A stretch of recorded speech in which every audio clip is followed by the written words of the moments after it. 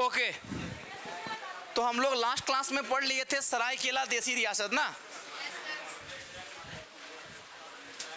हाँ चलो ठीक है, बोर्ड का अलाइनमेंट बिगड़ा हुआ है, कोई बात नहीं। अच्छा, सरायकेला देसी रियासत की स्थापना किसने की थी? वेरी गुड, किसका बेटा था? अब सरायकेला राजवंश से ही बाद में और एक राजवंश बनेगा जिसका नाम क्या होगा? खरसावां राजवंश। क्या नाम बनेगा? खरसावां राजवंश। तो हम लोग आज पहले हेडिंग लगाएंगे खरसावां राजवंश। हेडिंग में लगाइए खरसावां राजवंश।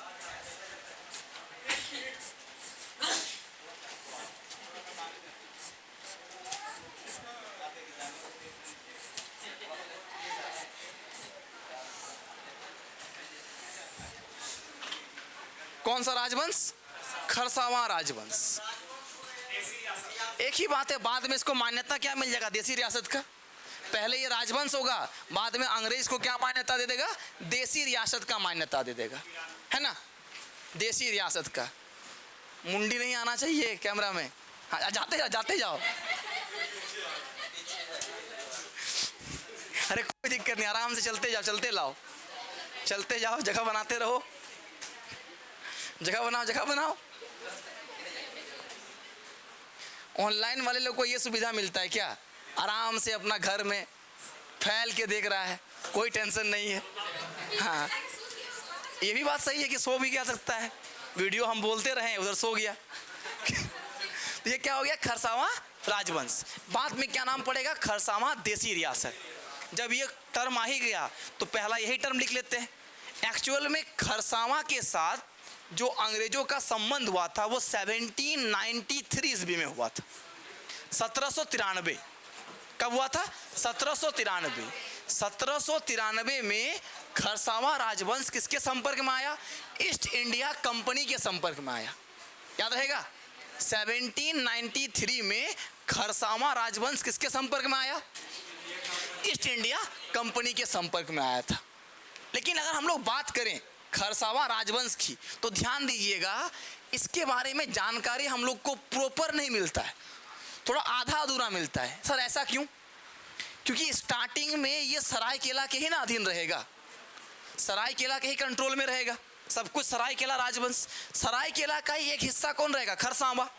हम लोग क्या देखें, जब अर्जुन सिंह के छोटे पुत्र विक्रम सिंह ने सरायकेला देसी रियासत या सरायकेला राजवंश की स्थापना की तो धीरे धीरे आसपास के क्षेत्र को क्या करने लगा?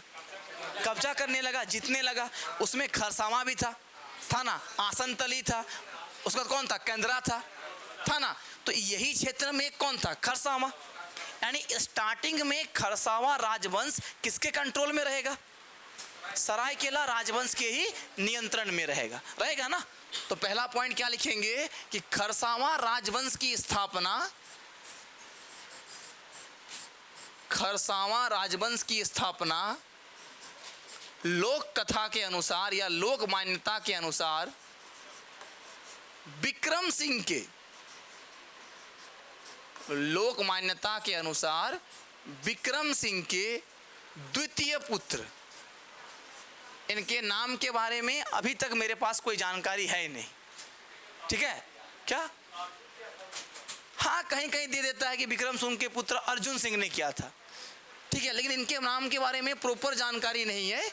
खरसावां राजवंश की स्थापना विक्रम सिंह के द्वितीय पुत्र के द्वारा किया गया था, द्वितीय पुत्र के द्वारा किया गया था। कहीं कहीं पर नाम दिया गया है अर्जुन सिंह, कहीं कहीं पर क्या नाम दे दिया है? अर्जुन सिंह। पर ये कितना ऑथेंटिक है इसके बारे में ज़्यादा जानकारी है नहीं। तो अगर ऑप्शन में ऐसा आया तो हम लोग टिक कर देंगे, नहीं आया तो नहीं करेंगे, ठीक है। किसके बारे में बात किए? खरसावां राजवंश के बारे में। चलो देखिएगा, ये पूरा का पूरा खरसावां राजवंश प्रारंभ में किसके कंट्रोल में रहा? सरायकेला राजवंश के नियंत्रण में रहा। तो नोट करके लिखना है कि प्रारंभ के समय में प्रारंभ के समय में खरसावां राजवंश, प्रारंभ के समय में खरसावां राजवंश, खरसावां राजवंश सरायकेला के ही नियंत्रण में रहा।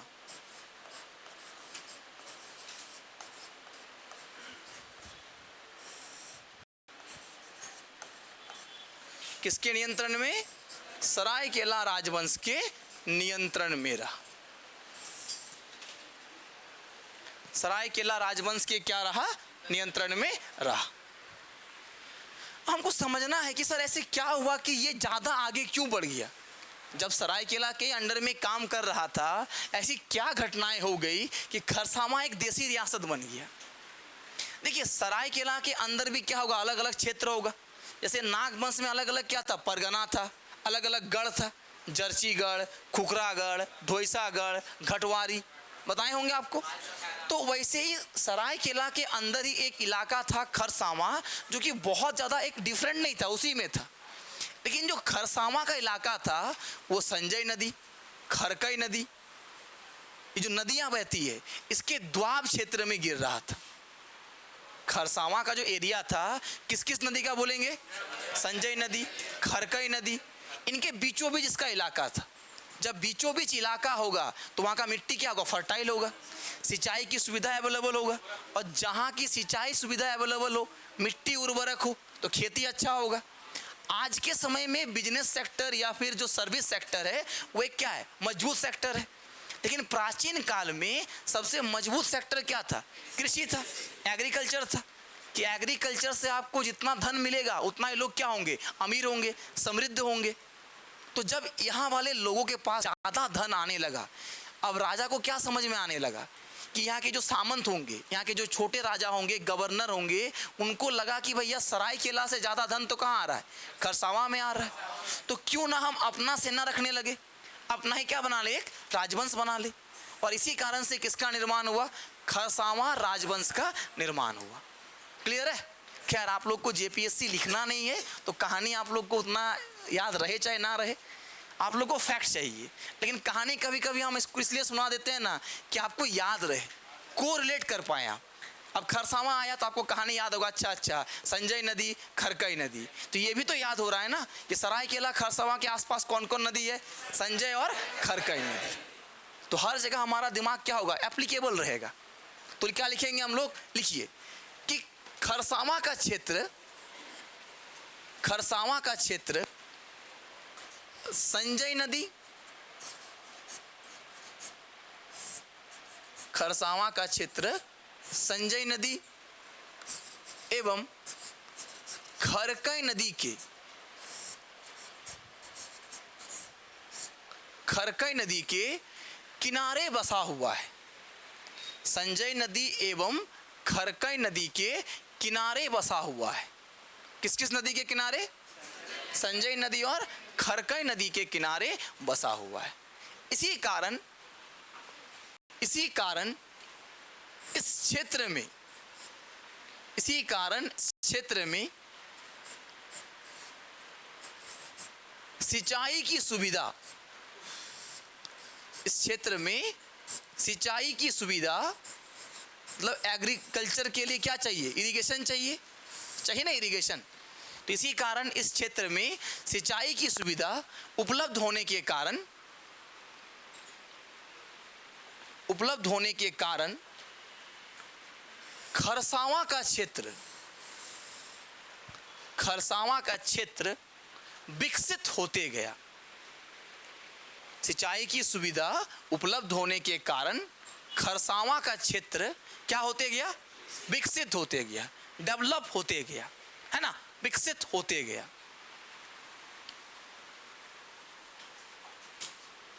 यहां तक क्लियर है? चलो, पूरा का पूरा जो खरसावां का क्षेत्र था, याद रखिएगा, ये लगभग 223, कहीं पर 225 देता है, मतलब 223 से 225 किलोमीटर स्क्वायर में क्या था? फैला हुआ था। लिखेंगे हम लोग खरसावां राजवंश का क्षेत्र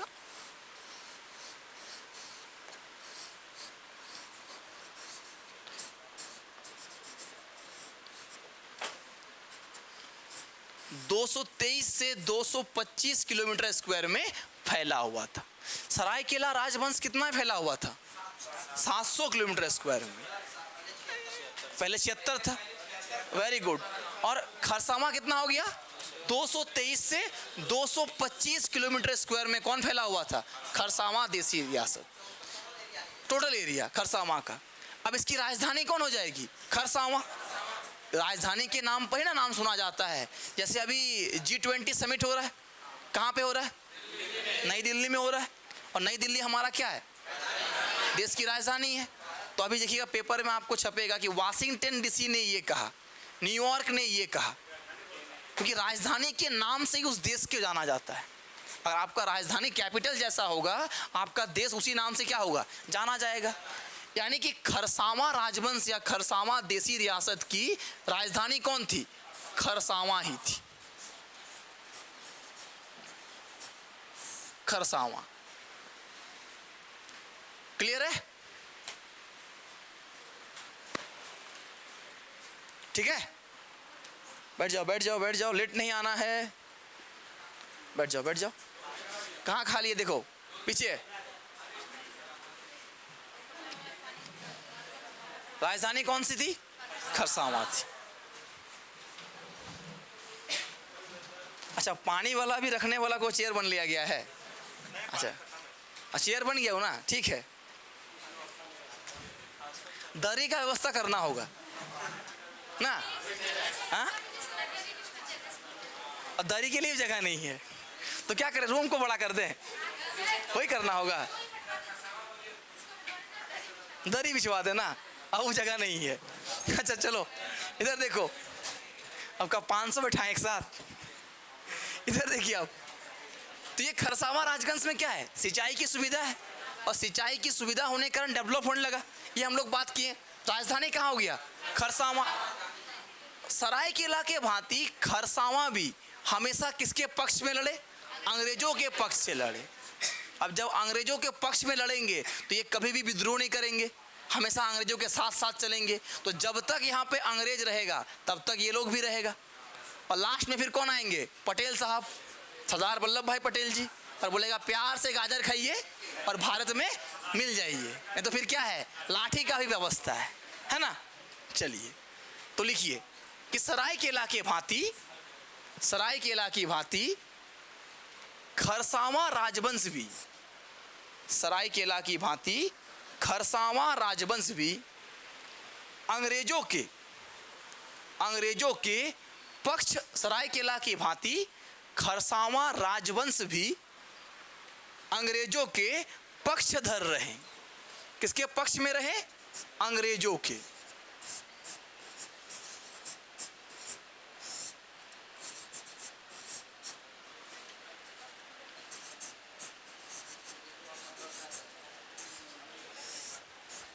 किसके पक्ष में रहे? अंग्रेजों के पक्ष में रहे। ठीक है, अब आगे समझना है। देखिए क्या बताए थे अभी हम कि पहली बार खरसावां के साथ अंग्रेजों का संपर्क कब हुआ? तो लिखना है 1793 ईस्वी में ईस्ट इंडिया कंपनी। कौन सा company? East India company, Bharat को लूटने वाला कंपनी है ना। 1793 ईस्वी में ईस्ट इंडिया कंपनी के साथ ईस्ट इंडिया कंपनी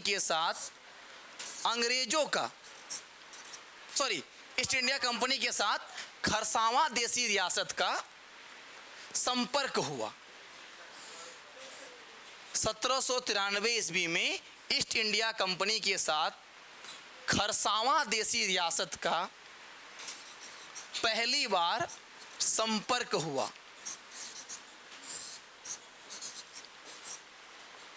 खरसावां देसी रियासत का पहली बार क्या हुआ? संपर्क हुआ। पहली बार दोनों में क्या हुए? एक बॉन्डिंग बना। क्लियर है? कब दोनों के बीच में बॉन्डिंग बना? 1793 में। तो 1793 में सरायकेला तो था ही पहले से, और खरसावां भी किसके साथ जुड़ गया? अंग्रेजों के साथ जुड़ गया। अब देखिए कितनों अंग्रेजों के पक्ष में बने रहे, अंग्रेज तो भैया अंग्रेज है, सिंपल बात है।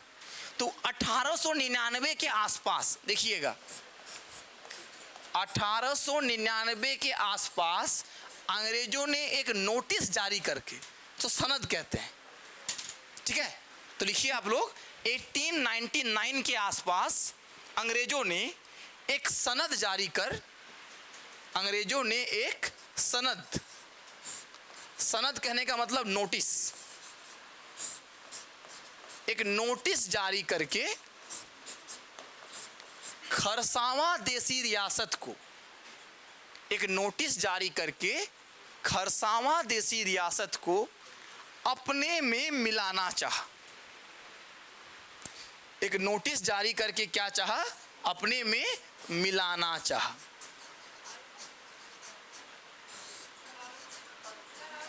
क्या कहा इन्होंने कि 1899 में खरसावां देसी रियासत, सॉरी, अंग्रेजों ने एक नोटिस जारी किया और क्या चाहा कि खरसावां क्या हो जाए? हमारे साथ मिल जाए, मतलब अंग्रेजों के साथ क्या हो जाए? एक हो जाए। लेकिन ऐसा तो हुआ नहीं।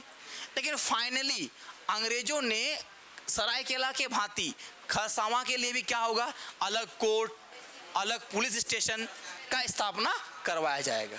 तो लिख लीजिए कि बाद में, नेक्स्ट पॉइंट, बाद में अंग्रेजों ने, हाँ ऐसी बात लिखिए, बाद में अंग्रेजों ने खरसावां देसी रियासत हेतु, बाद में अंग्रेजों ने खरसावां देसी रियासत हेतु, खरसावां देसी रियासत हेतु एक पृथक कचहरी, एक पृथक कचहरी, कचहरी बोले तो कोर्ट, एक पृथक कचहरी मतलब कोर्ट एवं, एक पृथक कचहरी, कोर्ट एवं पुलिस स्टेशन, ऊंचाई वाला क्षेत्र में स्थापना किया था, एवं पुलिस स्टेशन की स्थापना करवाई। कचहरी और किसका? हाँ, सरायकेला के लिए अलग, खरसावां के लिए अलग, पुलिस स्टेशन की स्थापना कर दी या करवाई। तो ये हाँ,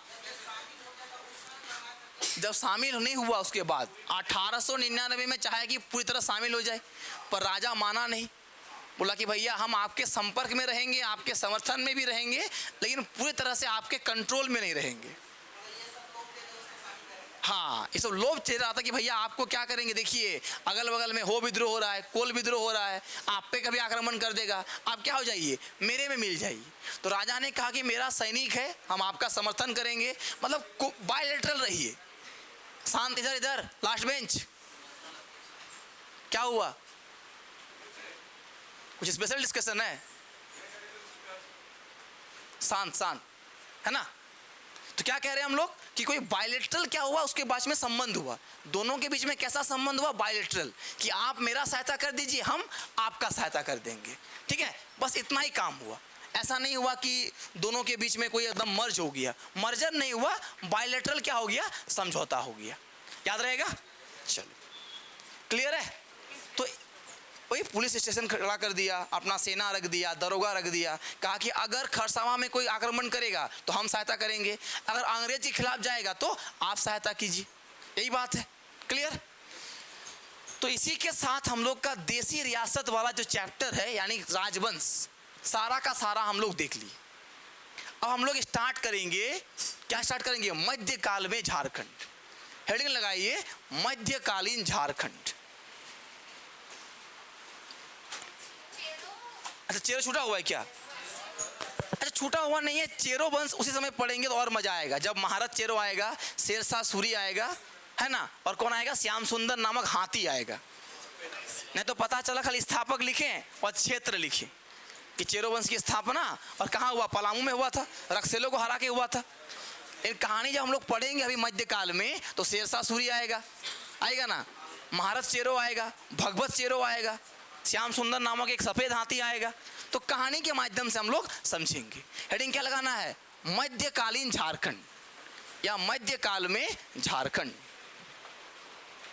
मध्यकालीन झारखंड या फिर मध्यकाल में झारखंड।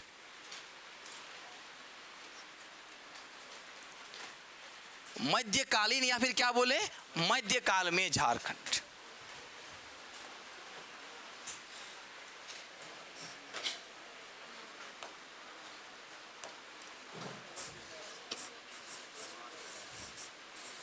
अच्छा देखो, भारत के रिस्पेक्ट में हम लोग मध्यकालीन भारत या मध्यकाल किसको कहते हैं? नहीं, दिल्ली सल्तनत। मेनली हम लोग दिल्ली सल्तनत का जो समय होता है उसको क्या मान लिए? मध्यकाल मान लिए। हम लोग देखते हैं कि 712 600 ईस्वी तक क्या मानते हैं? प्राचीन भारत। और 712 के बाद जब दाहिर का आक्रमण होगा, अरब आक्रमण चालू होता है, और अरब आक्रमण के बाद से क्या मान लेते हैं? मध्यकालीन भारत मान लेते हैं ना। तो दाहिर का आक्रमण या अरब आक्रमण, तुर्क आक्रमण, इन सब का झारखंड में कोई प्रभाव नहीं होगा। क्यों नहीं होगा? एक बार इंडिया का मैप देखिए। इंडिया के मैप में हम लोग बहुत दूर में हैं। झारखंड कुछ इस जगह पर है, और अरब वगैरह का आक्रमण कहां से होता था? इधर से होता था, सिंध से होता था, पाकिस्तान, रावलपिंडी, पंजाब वाला रेंज में। तो पंजाब, दिल्ली, यूपी, बिहार, तब हमारा क्या आता है? झारखंड। तो इसका कभी भी बहुत ज्यादा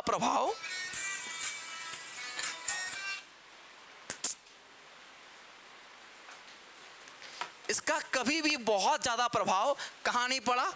इस क्षेत्र में नहीं पड़ा, मतलब झारखंड क्षेत्र में नहीं पड़ा। किसका प्रभाव? अरब आक्रमण, तुर्क आक्रमण, मंगोल आक्रमण, इन सब का प्रभाव झारखंड में नहीं पड़ा। तो हम लोग सीधा झारखंड के रिस्पेक्ट में कहां से पढ़ेंगे? दिल्ली सल्तनत। कहां से पढ़ेंगे? दिल्ली सल्तनत। तो मध्यकालीन झारखंड लगा दी हेडिंग। अब हम लोग लिखते हैं कि दिल्ली सल्तनत के काल के समय में झारखंड। दिल्ली सल्तनत के समय में झारखंड। हाँ, दिल्ली सल्तनत के समय काल में क्या देखना है हमको? झारखंड के बारे में देखना है।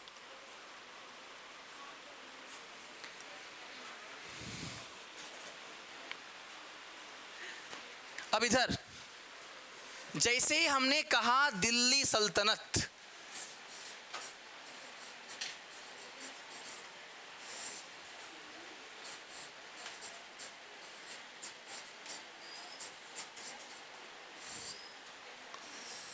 तो आप लोग पढ़े होंगे दिल्ली सल्तनत में कई सारे वंश हुए, है ना। कई सारा ट्रिक भी आपके पास होगा, गुलाब खिले, इस तरह का कई सारा ट्रिक होगा, अलग अलग तरीका होगा। लेकिन हाँ, लेकिन सबसे पहला कौन था? गुलाम वंश। दिल्ली सल्तनत में जो पहला वंश आएगा उसका नाम क्या होगा? गुलाम वंश।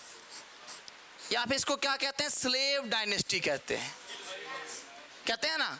क्या नाम देते हैं? Slave dynasty. या फिर क्या कहते हैं इसको? दास वंश भी कहते हैं। गुलाम मतलब ही क्या होता है? किसी के अंदर में रहना। दास वंश भी कहते हैं।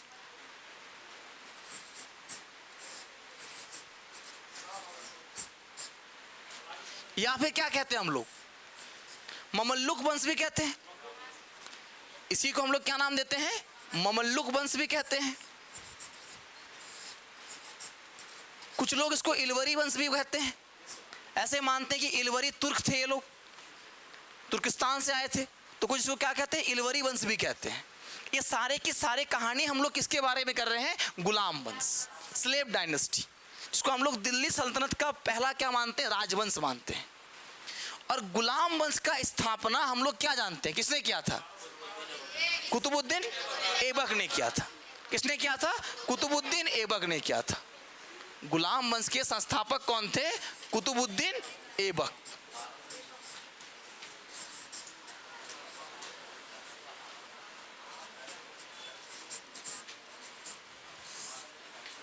कुतुबुद्दीन ऐबक। कुतुबुद्दीन ऐबक, फिर इल्तुतमिश आता है। इल्तुतमिश को हम लोग वास्तविक संस्थापक मानते हैं। फिर रजिया सुल्तान आता है ना। बड़े सुल्तानों में बीच में कुछ और भी आते हैं, समय बीतता जाता है। लेकिन हम लोग बात करेंगे कि गुलाम वंश के समय में हमारे झारखंड का क्या स्थिति था? झारखंड में क्या सिचुएशन बना हुआ था?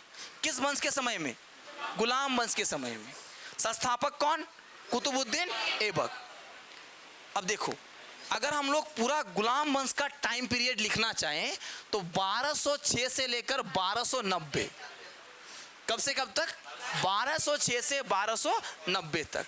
तो लिखिएगा, गुलाम वंश का समय काल कितना था?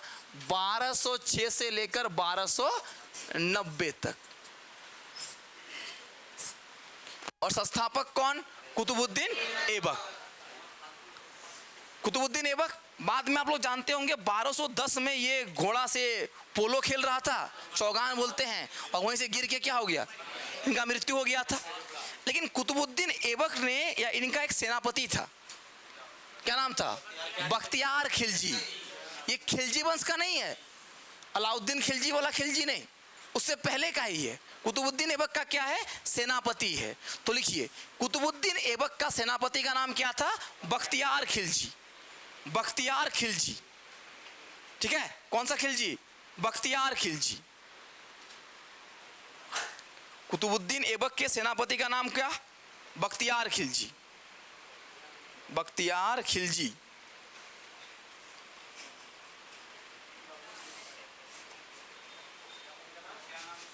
बख्तियार खिलजी। कुतुबुद्दीन ऐबक का सेनापति कौन? बख्तियार खिलजी।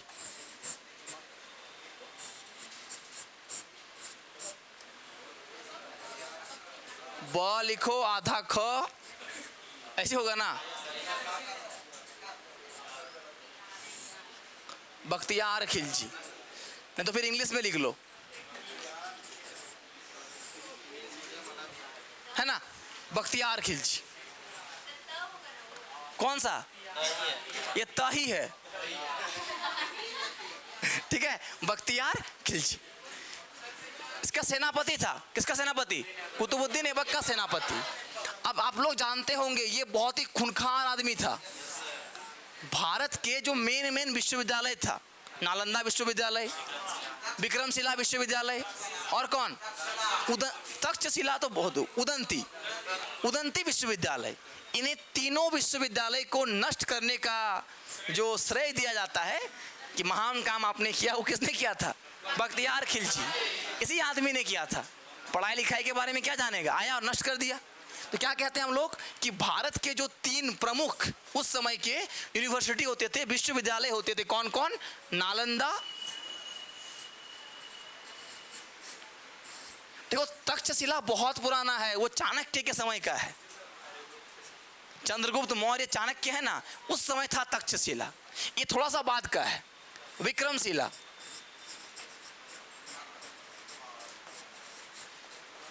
और एक कहा जाता है उदंती। इन सबको तोड़ने का काम, नष्ट करने का काम इसी आदमी ने किया था। किसने? बख्तियार खिलजी ने किया था। किसने किया था? बख्तियार खिलजी ने किया था। पढ़ा लिखा नहीं था, माफ कर दिया जाए, ठीक है? यही भाई साहब कुतुबुद्दीन ऐबक का ये सेनापति है जो बख्तियार खिलजी, ये जा रहा था पश्चिम बंगाल में आक्रमण करने। दिल्ली से कहाँ जा रहा है? पश्चिम बंगाल। तो मैप के साथ सोचना, इंडिया का मैप देखिए और साथ में सोचिए, दिल्ली से जा रहा है पश्चिम बंगाल। तो जब कोई दिल्ली यूपी होते हुए जाएगा ना, यूपी, बिहार, झारखंड, पश्चिम बंगाल। तो जब ये बख्तियार खिलजी पश्चिम बंगाल में आक्रमण करने जा रहा था, देखो कोई भी आक्रमण वहीं पे करेगा जहाँ पे धन दौलत सोना हो, खजाना हो। अब कोई पाकिस्तान में अभी के समय में आक्रमण करेगा, मतलब फिर टैक्स भरना पड़ जाएगा, दिक्कत है ना। आक्रमण वहीं आप कर सकते हैं जहाँ से आपको क्या मिले, धन दौलत बहुत कुछ मिले। तो बख्तियार खिलजी कहाँ पे आक्रमण करने गया? पश्चिम बंगाल। कि पश्चिम बंगाल हमेशा से फर्टाइल रहा है, गंगा नदी का क्षेत्र है, खेती वहाँ पर क्या होगा? बहुत ज़्यादा एलुवियल सॉइल मिलता है, जलोढ़ मिट्टी मिलती है, खेती होगा तो धन दौलत होगा, पशु होगा, सिंपल बात है। तो पश्चिम बंगाल का शासक कौन? लक्ष्मण सेन। इस समय सेन वंश चल रहा है पश्चिम बंगाल में, और पश्चिम बंगाल का राजा कौन? लक्ष्मण सेन। तो कुतुबुद्दीन ऐबक के सेनापति बख्तियार खिलजी किस पर आक्रमण करने गया? पश्चिम बंगाल के शासक लक्ष्मण सेन। और बीच में हम लोग का झारखंड, बीच में कौन है? झारखंड। अब इनको कहीं ना कहीं झारखंड के राजमहल से होकर जाना पड़ेगा, हजारीबाग वाला क्षेत्र से जाना पड़ेगा। अब जब यहाँ के छोटे छोटे राजा को ये खबर मिला कि बख्तियार खिलजी अपना विशाल सेना को लेकर आ रहा है, तो सारे राजा घबरा गए कि भैया कहीं ना हम लोग पे आक्रमण कर दे। तो ये तुरंत कहाँ जाएगा? नागवंशी महाराज के पास। और इस समय हमारा नागवंशी महाराज बहुत ही धाकड़ किस्म का आदमी था, मतलब पावरफुल राजा था, उनका नाम था हरिकर। कौन था? हरिकर।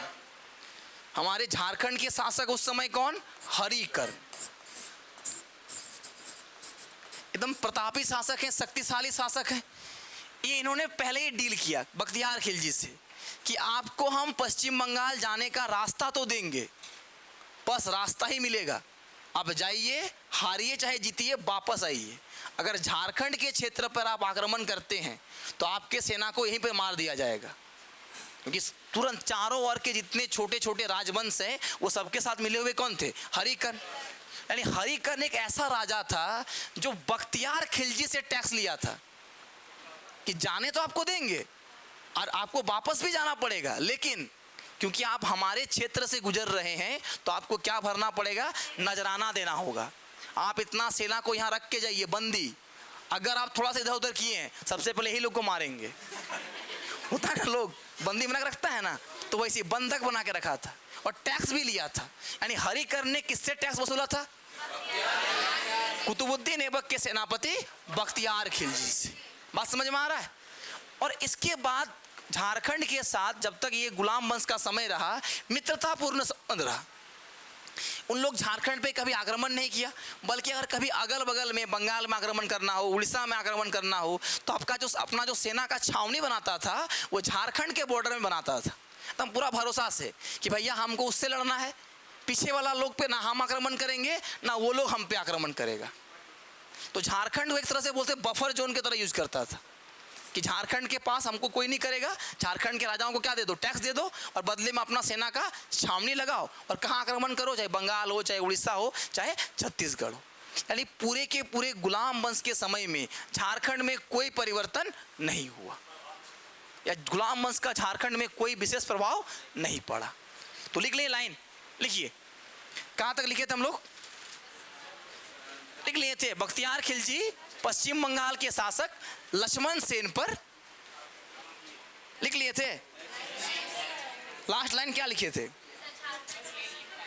कोई एक बताएगा? हाँ, नष्ट किया था। आगे लिखिए, बख्तियार खिलजी पश्चिम बंगाल के शासक, बख्तियार खिलजी पश्चिम बंगाल के शासक लक्ष्मण सेन पर, पश्चिम बंगाल के शासक लक्ष्मण सेन पर आक्रमण करने हेतु, पश्चिम बंगाल के शासक लक्ष्मण सेन पर आक्रमण करने हेतु झारखंड से होकर गुजरा। कहां से गुजरा? झारखंड से होकर गुजरा। लिखिए, तत्कालीन झारखंडी शासक, हाँ बोल सकते हैं, तत्कालीन झारखंडी शासक या नागवंशी शासक हरिकर ने, तात्कालीन नागवंशी शासक हरिकर्ण ने बख्तियार खिलजी से, तात्कालीन नागवंशी शासक हरिकर्ण ने बख्तियार खिलजी से नजराना वसूल किया था, मतलब टैक्स लिया था। उसी को क्या कहते हैं हम लोग? नजराना। नजराना वसूल किया था। ठीक है, लिखिए, नजराना मतलब टैक्स, रॉयल्टी। वो टोल टैक्स लगता है ना, आप देते होंगे तब जाते होंगे, वैसे हरिकर्ण क्या लगा दिया? Toll tax. भैया पैसा दीजिए तब आपका सेना क्या होगा? पास होगा, आगे बढ़ेगा। हाँ, आगे बढ़े। अब नेक्स्ट एक पॉइंट लिखेंगे इसी में। लिखिए कि गुलाम वंश के समय, गुलाम वंश के समय दिल्ली सल्तनत की सेना, गुलाम वंश के समय दिल्ली सल्तनत की सेना, दिल्ली सल्तनत की सेना अपना सैन्य छावनी, अपना सैन्य छावनी, सैन्य छावनी झारखंड के सीमा पर, अपना सैन्य छावनी झारखंड के सीमा पर, गुलाम वंश के समय दिल्ली सल्तनत की सेना अपना सैन्य छावनी झारखंड की सीमा पर रखकर, झारखंड की सीमा पर रखकर आसपास के क्षेत्र से युद्ध लड़ा करते थे। अपना सैन्य छावनी झारखंड की सीमा पर रखकर आसपास के क्षेत्र से युद्ध लड़ा करते थे। मतलब झारखंड में नहीं, ये मान लीजिए झारखंड है, समझिए ऐसा,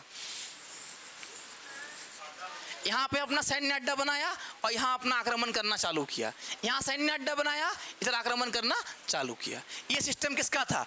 गुलाम वंश का था। तो गुलाम वंश में कोई प्रभाव नहीं पड़ा, चाहे इल्तुतमिश आया, चाहे रजिया सुल्तान आया, हमारे झारखंड पे कोई विशेष प्रभाव नहीं पड़ा। तो नोट करके लिखेंगे कि गुलाम वंश के समय काल में झारखंड क्षेत्र में, गुलाम वंश के समय काल में झारखंड क्षेत्र में कोई विशेष प्रभाव, झारखंड क्षेत्र में कोई विशेष प्रभाव नहीं पड़ा, कोई भी स्पेशल इफेक्ट नहीं पड़ा। ठीक है, गुलाम वंश के समय काल में झारखंड क्षेत्र में कोई विशेष प्रभाव नहीं पड़ा। क्लियर? चलो, अच्छा ये बता दीजिए आप लोग, यही भाई साहब के समय काल में कुतुब मीनार का निर्माण चालू हुआ था। कहाँ है कुतुब मीनार? दिल्ली में है। अच्छा, किसने बनवाया था? कुतुबुद्दीन ऐबक। किसके याद में? Very good. और उनके गुरु का नाम था कुतुबुद्दीन बख्तियार काकी, ये नाम था ना। उन्हीं के याद में क्या बनवाया था? कुतुब मीनार। खिलजी के याद में नहीं, बख्तियार खिलजी के याद में नहीं, किसके याद में? कुतुबुद्दीन बख्तियार काकी के याद में, उनका गुरु का नाम था। और कहाँ पे कुतुब मीनार? दिल्ली में है। इसको पूरा किसने करवाया था? फिर इसको मरम्मत करने का काम, 5वां मंजिल का काम फिरोज शाह तुगलक, है ना। स्टार्ट किसने किया? ऐबक। पूरा किसने करवाया? इल्तुतमिश। और इसी कुतुब मीनार के 5वां मंजिल और इसको मरम्मत करने का कार्य फिरोज शाह तुगलक। तीनों ही क्वेश्चन पूछता है, ऐसे आप लोग हिस्ट्री में पढ़िएगा। हिस्ट्री में सर आपको पढ़ाएंगे, वहाँ आपको कुतुब मीनार का हाइट भी देखने को मिल जाएगा। 73 के आसपास है, 73 मीटर के आसपास है सर ना, कुतुब मीनार का हाइट है। तो सब आप लोग देख लीजिएगा। ओके, तो अब हम लोग स्टार्ट करेंगे खिलजी वंश। कौन सा वंश? खिलजी वंश। अच्छा, नेक्स्ट क्लास में स्टार्ट होगा। ठीक है, आज के क्लास में इतना ही। हाँ बोलो बोलो, जोर से बोलो। हाँ, very good very good. Qutubuddin Aibak ने क्या बनवाया था? 2.5 दिन का झोपड़ा। एकदम सही। अजमेर में ना, अजमेर में बनवाया था 2.5 दिन का झोपड़ा।